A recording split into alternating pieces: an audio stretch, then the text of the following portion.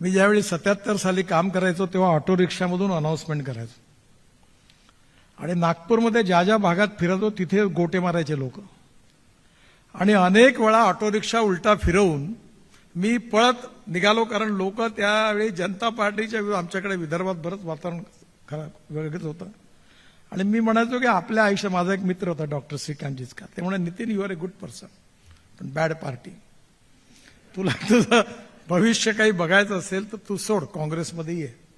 मी म्हणलं विहिरीत कुदीन पण काँग्रेसमध्ये नाही येणार. तो म्हणाला का? म्हटलं माझ्या कन्व्हिक्शनशी मी कॉम्प्रोमाइज नाही करणार, जे काय होईल ते होईल. आणि त्यामुळे आज आपल्याकडे हळूहळू काय झालं की कन्व्हिक्शन ओरिएंटेड पर्सनॅलिटीज बिझनेसमध्ये, समाजामध्ये आणि राजकारणामध्ये सगळ्याच ठिकाणी थोडंसं इरोजन आहे. आणि त्यामुळे ज्या इरोजनमध्ये जे नाही आहेत आणि जे प्रवाहाची चिंता न करता उभे आहेत आणि बिझनेसमध्ये पण आपल्या इथिक्सनी बिझनेस करतात आहेत, त्यापैकी अभयजी एक आहेत.